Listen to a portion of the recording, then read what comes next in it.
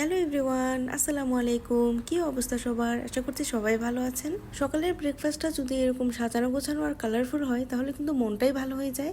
কিন্তু ইচ্ছা থাকলেও উপায় নেই, কারণ আমাদের সকালটাই শুরু হয় অনেক বেশি ব্যস্ততা দিয়ে। সকালে উঠে সাজিয়ে গুছিয়ে ব্রেকফাস্ট করা তো দূরের কথা, কোনো রকমে একটুখানি ব্রেকফাস্ট করে ভার্সিটিতে চলে যেতে হয়। তবে আজকে যেহেতু একটু সুযোগ পেয়েছি, এই সুযোগটা কিন্তু একদমই মিস করা যাবে না। তাই বসে পড়লাম আমার ব্রেকফাস্টটা সাজিয়ে নিতে, সাথে আপনাদের সাথেও একটু শেয়ার করব। আজকে আমার ক্লাস ছিল না, তাই সাজিয়ে গুছিয়ে একটু ব্রেকফাস্টটা করে নিচ্ছি। আসলে শত ব্যস্ততার মাঝেও নিজেকে টাইম দেওয়া অনেক বেশি ইম্পর্টেন্ট। তো দেখতেই পেলেন, প্রথমে আমি কালারফুল একটা সালাদ বানিয়ে নিলাম।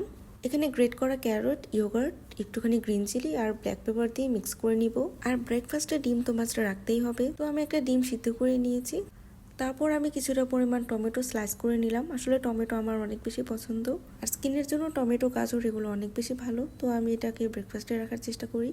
তারপর আমি সিজনাল ফ্রুট এখানে বড়ই নিয়ে নিলাম। তারপর ডিমের উপর একটুখানি ব্ল্যাক পেপার দিয়ে দিলাম, এটা যার যার পার্সোনাল চয়েস। তারপর একটুখানি ক্যারট জুস বানিয়ে নিলাম। ব্রেকফাস্টে একটা জুস রাখলে সারাদিন বডিটা অনেক বেশি হাইড্রেট থাকে। আসলে ব্রেকফাস্টের জন্য এই আইটেমগুলো একদম পারফেক্ট, আর সবগুলো আইটেমে আমার অনেক পছন্দ। এই তো খুব ঝটপট রেডি হয়ে গেল সিম্পল বাট ভেরি গর্জিয়াস আমার আজকের ব্রেকফাস্ট। তো ফার্স্টেই আমি এই সালাদের আইটেমটা ট্রাই করছি। যে ইনগ্রিডিয়েন্টসগুলো এখানে অ্যাড করেছিলাম সব কিছু ভালো মতো একটু মিক্স করে নিব। আমি জানি না আপনারা এই স্যালাডটা ট্রাই করেছেন কিনা, but it was too good. Sweet, sour, হালকা একটু স্পাইসি, সব ধরনেরই একটা ফ্লেভার পাওয়া যাচ্ছিলো এর মধ্যে।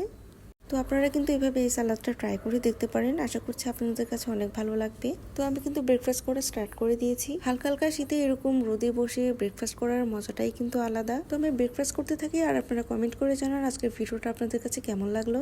আবারও চলে আসবো এক্সাইটিং কোনো ব্লগ নিয়ে। Till then stay safe and by.